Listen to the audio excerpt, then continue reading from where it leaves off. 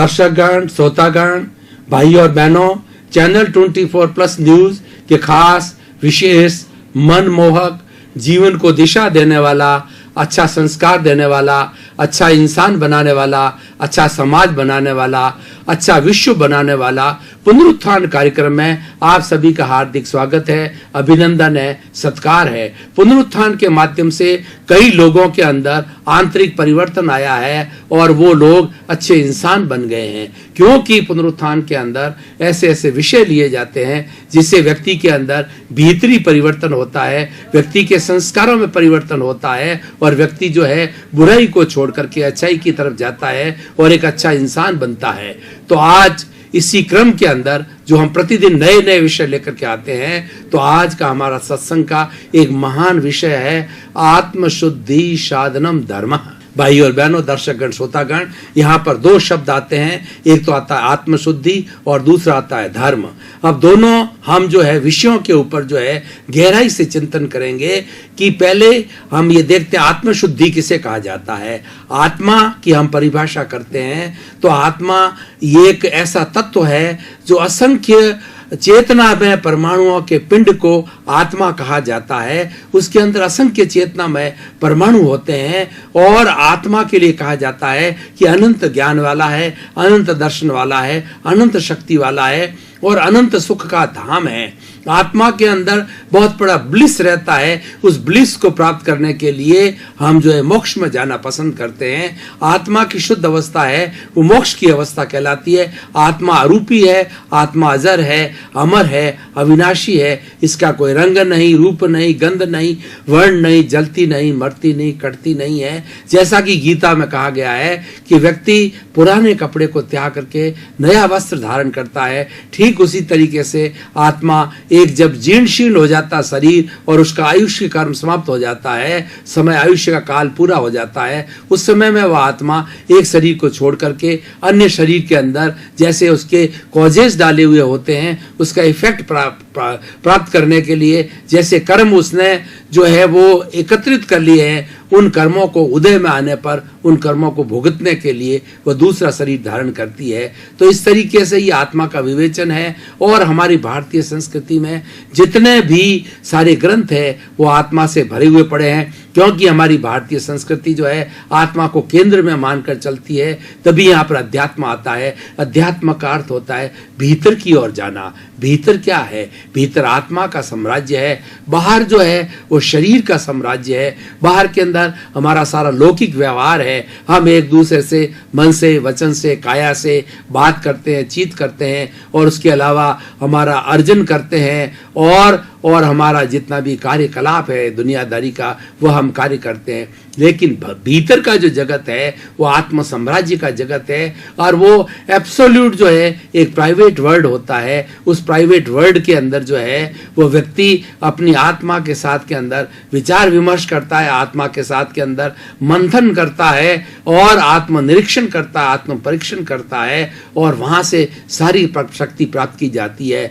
आत्मा एक अनंत ज्ञान का और अनंत शक्ति का भंडार होने के कारण हमारे शरीर में, मान लीजिए मनुष्य का शरीर है जिसके अंदर 60 खरब कोशिकाएं मानी गई है, उस हर कोशिका को जो शक्ति देती है वो आत्मा देती है। इसलिए आत्मा को अनंत चित्तों वाला कहा गया है। इसके अनंत चित्त है, इसकी अनंत शक्ति है, ये सर्वशक्तिमान है और एक एक अवयव को, एक एक टिश्यूज को, एक एक सिस्टम को और एक एक कोशिका को ये एनर्जी देती है। इसीलिए कहा गया है एक कोशिका स्वयं अपने आप के अंदर जो है एक पावर हाउस है। इसका अर्थ क्या हुआ कि उस कोशिका को अगर मनुष्य का शरीर है, उस कोशिका को निकाल करके और जो है कल्चर्ड मेथड के द्वारा उस कोशिका को मरने नहीं दिया जाता है और उस कोशिका को अगर किसी मादा के पेट के अंदर, स्त्री मादा के पेट के अंदर उसको जो है वो रख दिया जाता है सुरक्षित रूप से, तो धीरे धीरे वह मादा का जो पेट का वो एक गर्भाधारण तरीके से हो जाता है और धीरे धीरे वह कोशिका बढ़ करके क्लोन के रूप के अंदर 9 महीने के बाद के अंदर हूबहू जिसकी वह कोशिका है उसका जो है वो रूप धारण करता है। ऐसे एक दो एक्सपेरिमेंट अमेरिका में हो चुके हैं, लेकिन रोक दिया गया है क्योंकि इससे अवैध कार्य होने का, इससे जो अनैतिक कार्य होने की संभावना होती। लेकिन इसी क्लोनिंग प्रोसीजर से जो पशु पक्षी हैं और जो पेड़ पौधे हैं और जितने भी फूल है जिसको ग्राफ्टिंग कहा जाता है, ये क्लोनिंग सिस्टम से आज भी एक जैसी ही जो है वो जातियां तैयार की जाती है। हम देखते हैं कि जो गुलाब के फूल होते हैं, रोज होता है, वो सारा एक जैसा ही क्यों होता है? क्योंकि सारी ग्राफ्टिंग के अंदर जो है इसी सिस्टम से, क्लोनिंग सिस्टम से वो तैयार किए जाते हैं। तो ये सारा क्यों होता है? ये आत्मा के द्वारा होता है, क्योंकि आत्मा के लिए कहा गया है कि आत्मा संवेदनशील होती है, सुख दुख का अनुभव करती है और ये ग्रोथ करती है और इसके अंदर प्रजनन शक्ति होती है। इस तरीके से आत्मा के कई गुण बताए जाते हैं। वो गुण जो है वो जड़ पदार्थ के अंदर, ठोस जो पदार्थ जो होता है, जड़ पदार्थ होता है, पुद्गल होता है, उसके अंदर वो गुण नहीं होते हैं। तो ये सारी आत्मा की परिभाषा हुई। अब आत्म शुद्धि का अर्थ क्या होता है? आत्मा की पहले अशुद्धि होने से शुद्धि का प्रश्न उठता है कि हमको आत्म शुद्धि करना है।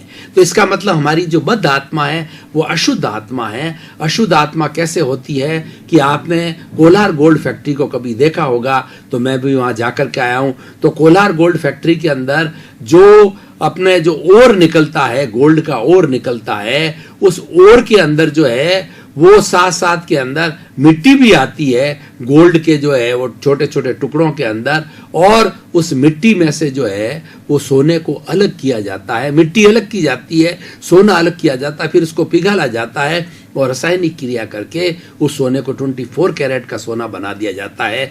तो आज हमारा विषय है आत्मशुद्धि साधनम धर्म, यानी हमारी जो अशुद्ध आत्मा है, जिसके अंदर इम्प्योरिटी आई हुई, जिसको कर्मरज कहते हैं, जिसको अदृष्ट कहते हैं, जिसको कर्म कहते हैं, जिसको कार्बन शरीर कहा जाता है, उसको किस तरीके से हम अलग करें?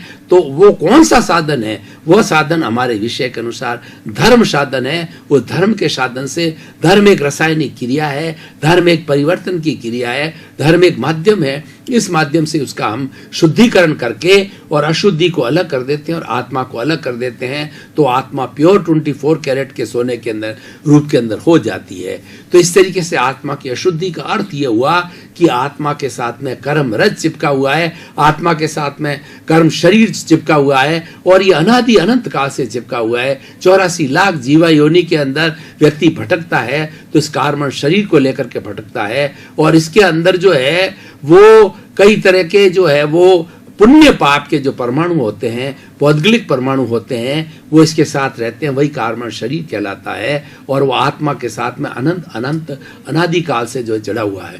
अब मैं आपको एक उदाहरण के तौर पर भाई और बहनों बताना चाहता हूं आपको कि मान लीजिए कि आत्मा है और मान लीजिए कार्बन शरीर है। अब ये अनादि अनंत काल से जो है जुड़े हुए, फेविकॉल की तरह जुड़े हुए हैं। हमारे कार्बन शरीर को आप फेविकॉल के रूप में मान सकते हैं कि फेविकॉल के द्वारा सनमाइक को चिपकाया जाता है। फेविकॉल के द्वारा किसी भी चीज को जब चिपका दिया जाता है तो उसको उखाड़ना, उसको अलग करना बहुत मुश्किल होता है। वो एक मेक हो जाता है, मोनोलिथिक हो जाता है। इसी तरीके से हमारा कार्बन शरीर अनादि अनंत काल से आत्मा के साथ में मोनोलिथिक हो गया है, फेविकॉल की तरह चिपक गया है, और वो कार्बन शरीर होता है। अब इसको अलग किया जाता है। तो अलग करने का जो साधन है वो धर्म साधन होता है। मैं एक उदाहरण के तौर पर आपको बताने जा रहा था कि वास्तव में होता क्या है कि जब ये आत्मा और जो कार्बन शरीर है ये आपस के अंदर हर क्षण पूरे जीवन पर्यंत तक और 84 लाख जीवा योनि में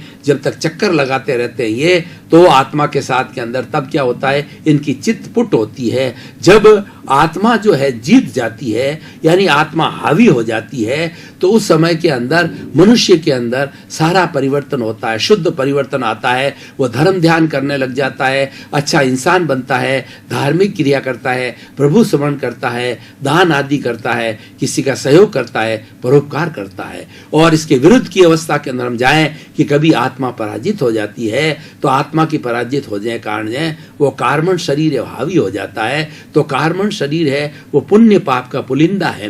तो वो क्या करवाता है कि वह ऐश आराम, खाना पीना, मौज शौक, इधर घूमना उधर घूमना, इंद्रियों का सुख लेना, ये सारा काम कार्बन शरीर करवाता है।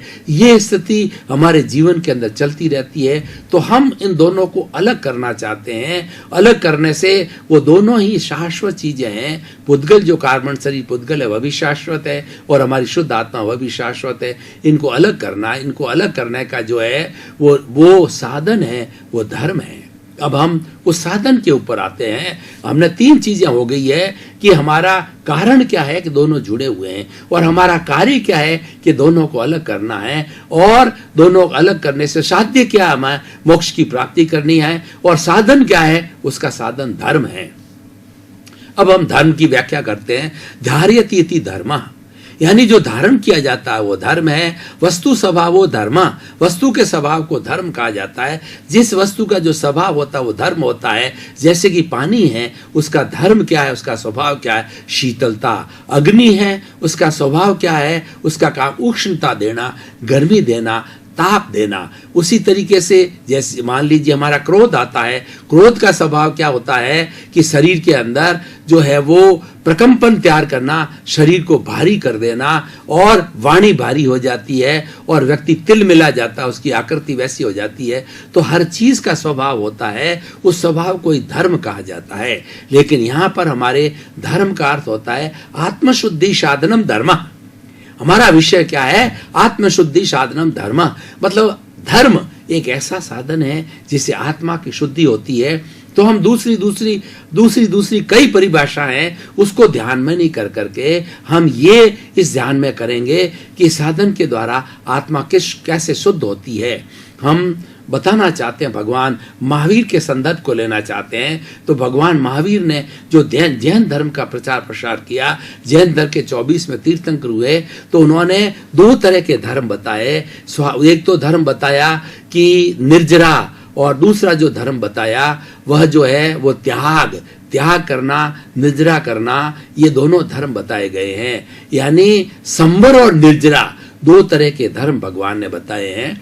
तो वो किस तरीके से होता है, वो संवर का अर्थ होता है किसी चीज को छोड़ना, बुराई को छोड़ना। जो कर्म रज जो है हमारे भीतर, जो आत्मा के साथ के अंदर कार्बन शरीर के रूप में जुड़ी हुई है, उनको अलग करना। अब ये वो कर्म रज क्या है, उस कर्म रज को जो है हम जो जैन धर्म के अनुसार जो है परिभाषित करें तो ये राग द्वेष कहलाता है। एक शब्द में बात करें ये कषाय कहलाता है। 4 शब्दों में बात करें तो क्रोध, मान, माया, लोभ है। ये सारी अशुद्धियां हैं और ये नेगेटिव थॉट्स है। दर्शकगण, श्रोतागण, भाई और बहनों, आपका हमने काफी समय तक विवेचन किया, और अब थोड़ा ताजगी लाने के लिए हम थोड़े समय का ब्रेक ले रहे हैं। ब्रेक लेकर के पुनः हाजिर होंगे।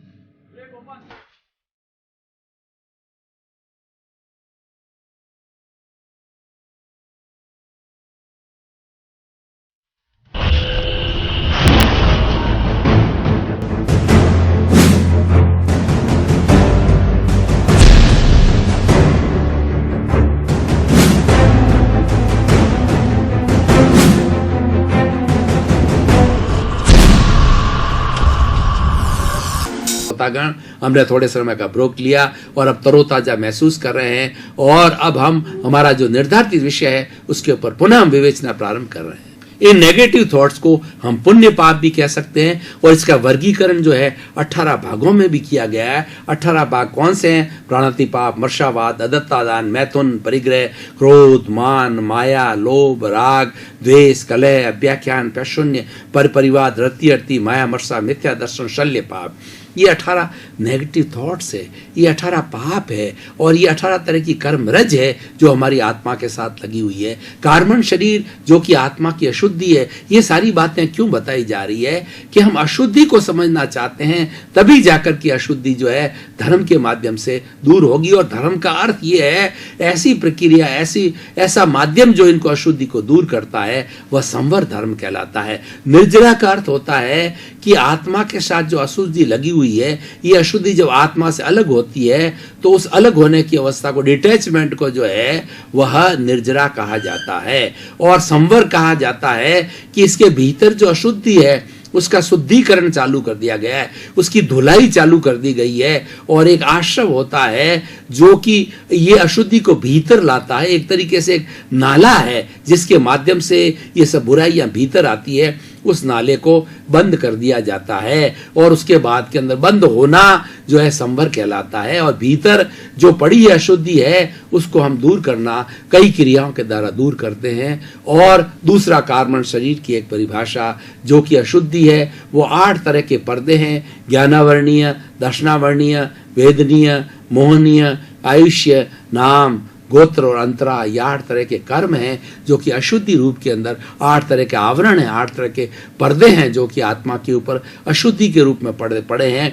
इन सब को हटाने का जो साधन है वो धर्म है। धर्म को हमने संवर और निर्जरा के रूप में स्थापित किया। निर्जरा तो इन जो अशुद्धि का दूर होना कहला जाता है, और संवर का मतलब है एक ऐसी क्रिया, एक ऐसी रासायनिक क्रिया, एक ऐसी धार्मिक क्रिया जिससे कि शुद्धिकरण होता है, और वही धर्म कहलाता है। तो इसीलिए हम जो बात कर रहे थे कि 8 तरह के पर्दे ये क्या क्या करते हैं। ज्ञानावर्णीय कर्म का जो पर्दा होता है, ज्ञानावर्णीय कर्म होता है, वो व्यक्ति का जो ज्ञान होता है ना, क्योंकि आत्मा असंख्य ज्ञान वाली है, अनंत ज्ञान वाली है, उसके ऊपर पर्दा डाल देता है। सूर्य जो है दिन के अंदर हर समय जो है उदय रहता है, लेकिन उस पर जो बादल आ जाते हैं वो बादल सूर्य को ढक लेते हैं। सूर्य का अस्तित्व होने के साथ साथ भी बादलों के कारण सूर्य दिखाई नहीं देता है।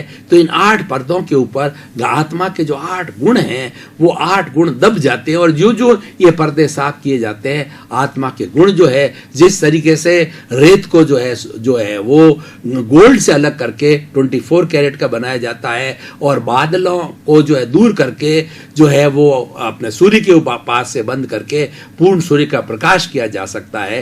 तो ठीक उसी तरीके से ज्ञान का जो आवरण है, ज्ञान का जो पर्दा है, वो ज्ञान पे पर्दा डाल देता है, केवल ज्ञान नहीं होने देता। और दर्शनावर्णीय कर्म है, वह श्रद्धा नहीं करने देता, आत्मा के प्रति जो श्रद्धा नहीं करने देता, आत्मरंजन नहीं करने देता, मनोरंजन करता रहता है, वो ईश्वर की भक्ति नहीं करने देता, और ईश्वर की तरफ जो है वो विमुख हो जाता है।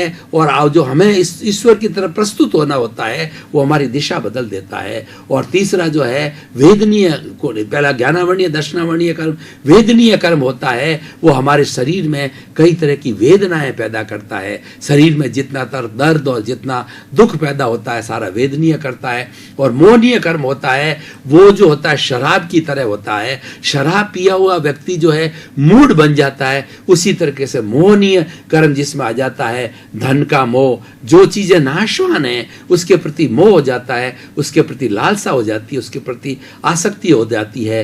धर्म का, धन का, परिवार का, गोल्ड का, और जो है कंचन कामिनी का, सबका मोह जाता है। तो ये होगा मोहनीय कर्म। एक आयुष्य कर्म होता है जो कि मनुष्य कितने वर्ष तक जिएगा उस कर्म का जो है डिसीजन करता है, और वो जिस जीवन में होता है उस जीवन के अंदर पहले आयुष्य कर्म का अर्जन कर लेता है, और उतना ही वो अगले जन्म के अंदर जी पाता है। एक नाम कर्म होता है, हमारे शरीर की जितनी भी प्रक्रियाएं चलती है, मन वचन काया की गति, जाति, और 5 तरह की इंद्रियां हैं, नरक गति, तिर्यंच गति, मनुष्य गति, देव गति, और 5 तरह की इंद्रियां हैं, शरीर के सारे अवयव है, और शुभ अशुभ है, इन सब का निर्धारण करता है, वो हमारा नाम कर्म करता है। और एक होता है गोत्र कर्म होता है। गोत्र कर्म के द्वारा हमें स्टेटस मिलता है, अच्छा परिवार मिलता है, अच्छा खानदान मिलता है, हम बड़े घर में जन्म लेते हैं। और ये अशुद्ध होता है तो ऐसे घर में जन्म लेते हैं जहाँ गरीबी होती है, जहाँ पर जो है कोई सोर्स ऑफ इनकम नहीं होता है,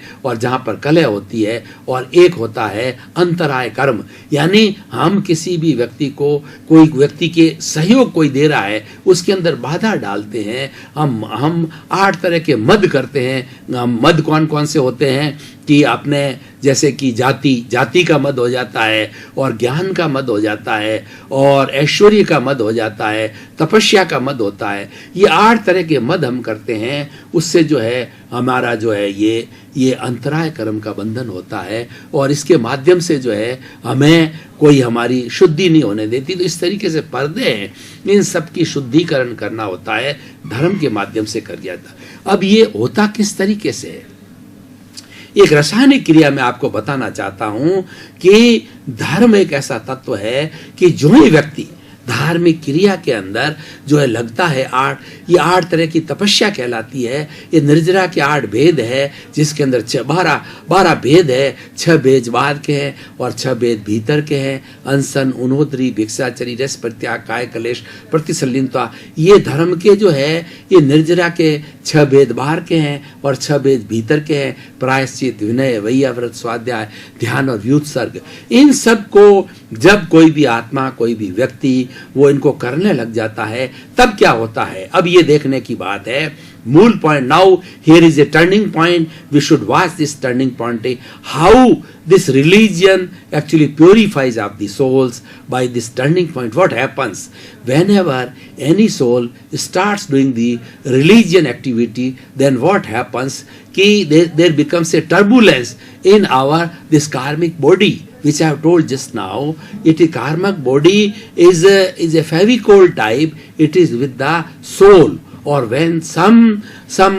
soul or some man starts doing religious activity, there is a turbulence in that that karmic body. और उस turbulence से क्या होता है कि वो डिटैच हो जाते हैं। जो कर्म लगे हुए 8 तरह के मैंने कर्म बताए, जो अशुद्धि होती है वो डिटैच हो जाती है, वो शिथिल हो जाती है और शिथिल होकर के और वो धीरे धीरे जो है आत्मा से अलग करती है। तो हम जितने समय तक ये रिलीजियस एक्टिविटीज करते रहेंगे, जिसको संवर बोला जाता है, जिसको त्याग कहा जाता है, जिसको पचकान कहा जाता है, ये हम करते रहेंगे तो आत्मा के साथ में इसका शुद्धिकरण होता रहेगा। और उसके अलावा एक सुपर, अगर हम रिलीजन करना चाहें तो मैं शुद्ध आत्मा हूं, ये अस्तित्व हम हर क्षण इस अस्तित्व में रहते हैं कि हमारे अस्तित्व का ज्ञान हो जाता है, हमें सेल्फ रियलाइजेशन हो जाता है कि मैं शुद्ध आत्मा हूं और इस सारी सृष्टि को चलाने वाला है वो जगत नियंता व्यवस्थित शक्ति, यानी जो कुछ भी इस दुनिया के अंदर हो रहा है वो व्यवस्थित शक्ति करवाती है, कुछ संयोग मिलके करवाते हैं। मैं करता नहीं हूं, वो कराने वाला मैं नहीं हूं।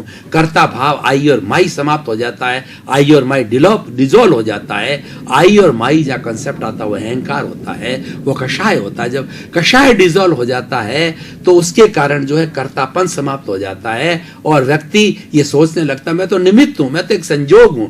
जैसे दूसरे संयोग काम करते हैं वैसे संयोग रूप के अंदर कार्य करता हूं, लेकिन मेरी अवस्थिति है शुद्ध आत्मा है, जिसका कि मूल जो है वो ज्ञाता दृष्टा है, वह देखने वाला है, जानने वाला है और उसका यही प्रॉपर्टी है, उसका यही लक्षण है, वो जानने वाला। यह भी एक धर्म की जो है उत्कृष्ट प्रकृति होती है। धर्म की कई तरह की प्रकृतियां होती है। व्यक्ति हमेशा अपने जो है वो अवस्था में रहता, अवस्थित रहता। जैसे हम कहते हैं स्वस्थ का अर्थ क्या होता है? To become a healthy means to अपने में अवस्थित रहना। अपने में अवस्थित का मतलब शुद्ध आत्मा के अंदर अवस्थित रहना। जब ये अवस्थित रहने की क्रिया व्यक्ति सोचने लग जाता है और ये मानता है कि जगत नियंता व्यवस्थित जो कुछ हो रहा है संयोग मिलकर के हो रहा है, उसके अंदर वह दखल नहीं करता है और उसके अंदर बकायदा उपेक्षा भाव रखता है, न्यूट्रल रहता है और मानता है कि मैं तो एक संयोग हूं और इस संयोग मिलकर के ये सारा करा रहे हैं, मैं करता नहीं हूं। करता तो जो है व्यवस्थित शक्ति। जब ये भी बात आ जाती है तो शुद्धिकरण की प्रक्रिया हो जाती है। अब भाई और बहनों, मैंने सारा इतना विवेचन तो किया, लेकिन मैं उसको जो है आज के संदर्भ में जोड़ना चाहता हूं। हमारा जो पुनरुत्थान कार्यक्रम है ये प्रतिदिन जो लास्ट के 5 मिनट है उसके अंदर निष्कर्ष देता है कि आखिर तक कंक्लूजन क्या है, जो टॉपिक दिया गया है किस। दर्शकगण, श्रोतागण, भाई और बहनों, आपका बहुत बहुत धन्यवाद, साधुवाद, आपके प्रति कृतज्ञता। पुनरुत्थान कार्यक्रम को आप सफल बना रहे हैं। आप पुनरुत्थान कार्यक्रम की आत्मा है और ये आत्मा क्यों है कि हमारे पुनरुत्थान कार्यक्रम का लक्ष्य जगत कल्याण करना है। सर्वे भवन्तु सुखिनः, सर्वे भवन्तु निरामया। विश्व के समस्त 7 लाख प्राणियों का भला हो, समस्त विश्व के 84 लाख जीवा योनियों का भला हो। इसी क्रम के अंदर आपके प्रति मंगल भावना, शुभकामना, अपना जीवन आनंदमय हो और सुखमय हो और आप खूब आनंद के साथ में जगत का, समाज का कल्याण